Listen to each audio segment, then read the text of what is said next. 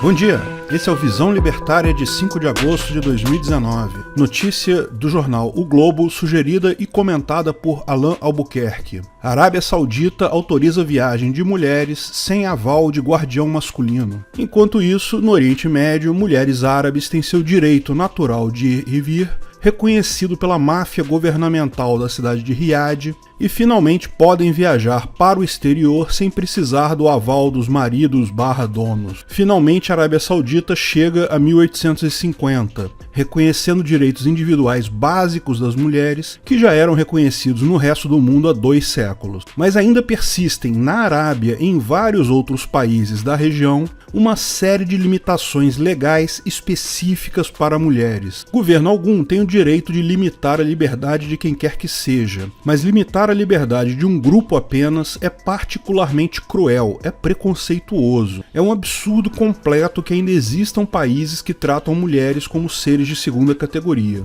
Me foge a razão de por que não existe uma revolta maior dos grupos feministas sobre a situação nesses países. Não importa se seja uma monarquia ou uma ditadura da maioria, todos os mafiosos encontrarão um meio de limitar a liberdade dos indivíduos, usando como mera desculpa a segurança, os costumes ou, como no caso, a religião. E os efeitos disso podem ser bem piores quando eles dizem seguir as leis orientadas por preceitos divinos, porque essas são as que menos precisam de justificativa, na verdade. E é justamente nesses moldes que são feitos, não só na Arábia, mas em diversos países muçulmanos, rabiscos aleatórios absurdos nos guardanapos dele. Lembremos que graças a práticas comuns de máfias estatais que gostam de arrumar brigas com outras máfias, isso acaba fortalecendo o crescimento de grupos terroristas e abrindo caminho para o extremismo terrorista. Vide o exemplo do Estado Islâmico, que com as medidas adotadas pela máfia americana para combater outro grupo terrorista, o Al-Qaeda, armou esses grupos menores e mais violentos. O resultado disso tudo nós já sabemos: inúmeros ataques terroristas que mataram diversos inocentes, além de um organismo terrorista mais organizado e perigoso que o anterior. E os indivíduos que não têm nada a ver com isso seguem sendo ameaçados e mortos, tanto por ataques causados pelos terroristas, quanto pelo julgamento arbitrário e unilateral das máfias estatais. Por um lado, as regulamentações da grande maioria das máfias estatais visam limitar seus escravos civis, impedindo-os de terem armas. Isso os deixa à mercê de ataques de quem quer que seja que tenha arma. Pior que isso, os deixa à mercê do próprio grupo mafioso estatal, que é muito pior e mais violento. Lembremos, já foi usado em nome da paz 2 bombas nucleares lançadas em civis de Hiroshima e Nagasaki, que não tinha nada a ver diretamente com os conflitos causados pela máfia japonesa. Os números dessa tragédia, pelo menos 300 mil mortos, sem contar as diversas famílias que ficaram com sequelas, câncer e outros problemas. Também podemos considerar o fator psicológico, não só pela tragédia em si, como também por um possível sentimento de rancor criado nos indivíduos com isso tudo. Um belo exemplo da óbvia falha do pacifismo, que prega o enfraquecimento e desarmamento das pessoas com a promessa de buscar meios de termos menos violência na sociedade, mas que na prática só deixa os indivíduos com menos segurança, desarmados e com sua família e propriedade sob risco, ao passo que dá mais poder ainda à máfia governamental, que é muito mais violenta que qualquer indivíduo pacífico. Nenhum atirador de escola, nenhum psicopata assassino serial matou tanta gente quanto o mais humilde dos exércitos governamentais da Terra. Numa sociedade livre, é claro que não seria possível evitar o surgimento de tecnologias bélicas poderosas o suficiente até para destruir toda a vida na Terra. Mas não existem incentivos para isso. Os governos ganham mais dinheiro quando conseguem extorquir impostos de uma área maior. Daí possuem incentivos para invadir áreas de outros países usando violência sempre que necessário.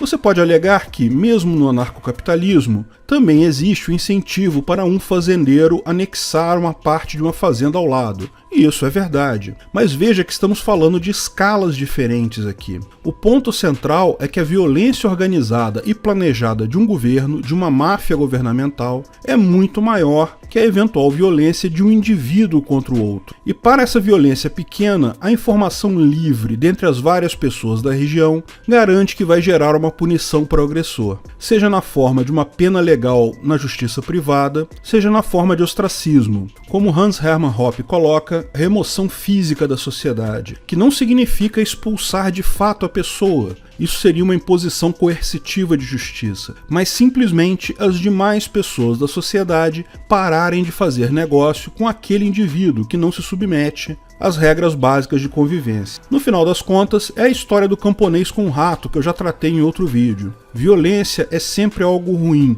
mas confiar em uma violência grande para resolver o problema da violência pequena não é solução, é só aumentar o problema.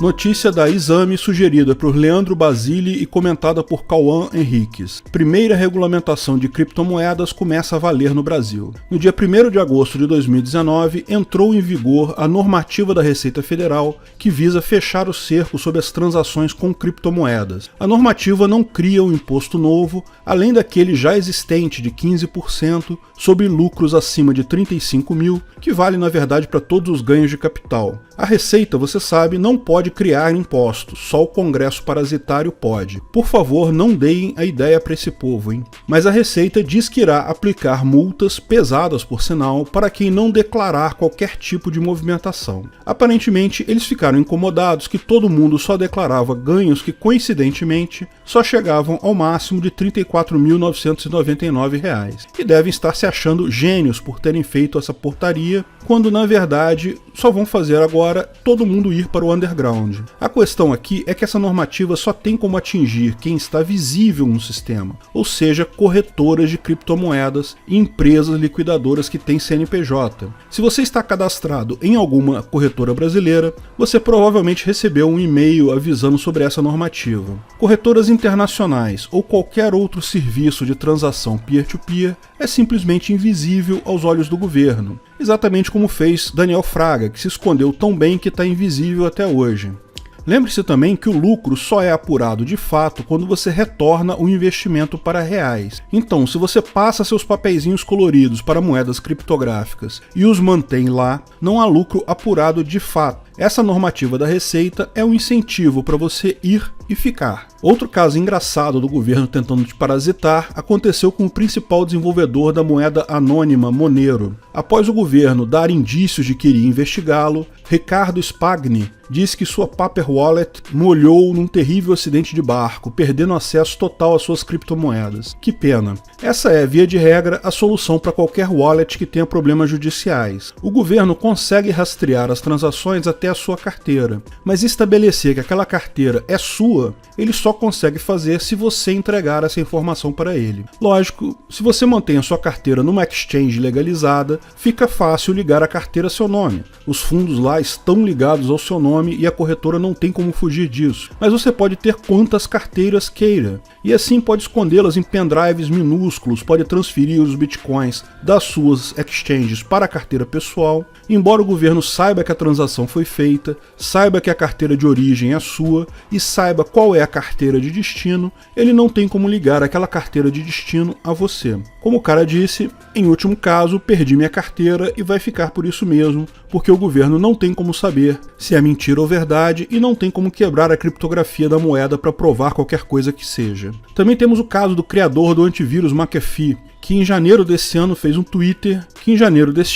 tweet dizendo que estava há 8 anos sem pagar os parasitas e é agora um foragido da Receita Americana. Segundo ele, pagou milhões de dólares para receber serviços de merda e cansou de fazer dinheiro, agora vive só dos lucros ganhos. McAfee chegou a ser pré-candidato do Partido Libertário ao governo americano nas últimas eleições. Já pensou que beleza se ele ganha como presidente americano? Bom, ele estava fugindo já há algum tempo, mas foi preso na República Dominicana. Segundo ele, a ex-prostituta, esposa dele, denunciou ele para o governo devido à pressão de um cartel de drogas com quem ela tinha contato. Isso é que é anarcocapitalista raiz, hein? McAfee já perdoou a esposa dele e já conseguiu a liberdade da prisão da República Dominicana. Está de volta em seu iate, onde tem uma sala de comunicações totalmente vedada para conseguir fugir da espionagem do governo. Olha que bacana a frase dele aqui, incentivando todo mundo a se rebelar contra o governo. Muito lindo.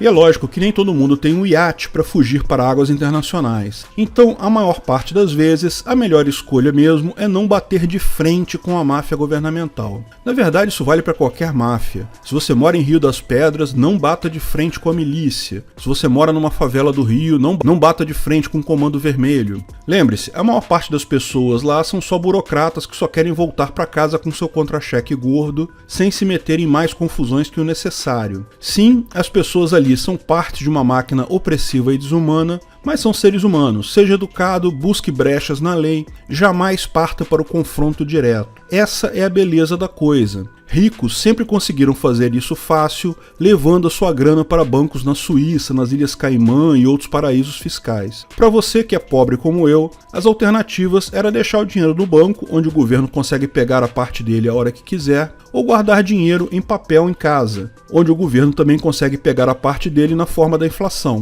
Agora, até o mais humilde dos pobres tem condição de ter uma carteirinha de bitcoins e sonegar igualzinho a rico. Olha que beleza. Receita Federal e COAF não conseguem ou não querem enxergar transações milionárias feitas embaixo do próprio nariz deles. Agentes públicos com patrimônios completamente incoerentes com o salário que ganham, mas coitado de você assalariado se cair na malha fina da Receita. Outro caso inesperado aconteceu aqui mesmo no Brasil com o Danilo Gentili. Danilo perdeu uma ação para a Latam e quando a justiça foi roubar o dinheiro na conta dele, não tinha nada lá. Onde será que está esse dinheiro, hein? Te lembra alguma coisa? Pois é. A justiça tem um sistema chamado Bacen-Jur, que quando alguém perde uma ação qualquer, basta o juiz do caso determinar o confisco. Ele usa a senha dele lá no Bacen-Jur e todas as contas em qualquer banco brasileiro que tenham registrados com aquele CPF são bloqueadas até o valor da causa. Ou seja, eles literalmente tiram o dinheiro direto da sua conta.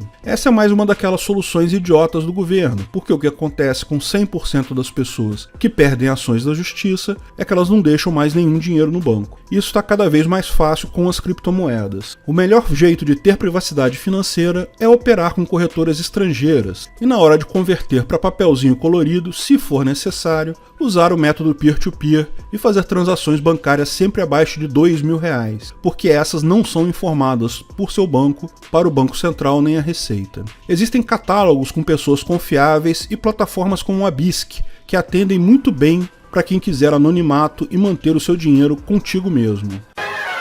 Vamos aos tapas libertários. Tapa por Peter Turguniev com base em sugestão de ARC. Não bastassem querer regulamentar a matemática, agora um parasita paulista quer tributar a matemática também. Como já expliquei em outros vídeos, a tributação sobre ganhos de capital com investimentos em criptomoedas só existe quando o valor da moeda criptográfica é convertido de volta em papelzinho colorido, ou em bens apreciáveis na visão aleatória aí dos parasitas burocratas. Se você faz a coisa certa, ou seja, compra moedas de verdade, criptomoeda, usando esses papeizinhos coloridos lastreados em honestidade de político que tem por aí, tipo real, e mantém os seus recursos em criptomoedas, gira eles por lá, contrata pessoas em criptomoedas, compra coisa com criptomoedas. Se você só gira as criptomoedas, você está livre da sanha arrecadatória dos parasitas burocratas, até pela lei deles mesmos. Lógico, os parasitas não estão satisfeitos com isso e querem aplicar o imposto até diretamente em criptomoeda. Eles mesmos já perceberam que o papelzinho colorido deles está perdendo qualquer resquício de relevância que um dia teve. O problema é que a informação distribuída não é controlada por ninguém. Esse tipo de lei vai, evidentemente, matar todas as exchanges legais, já que essas são pressionadas com a regulamentação,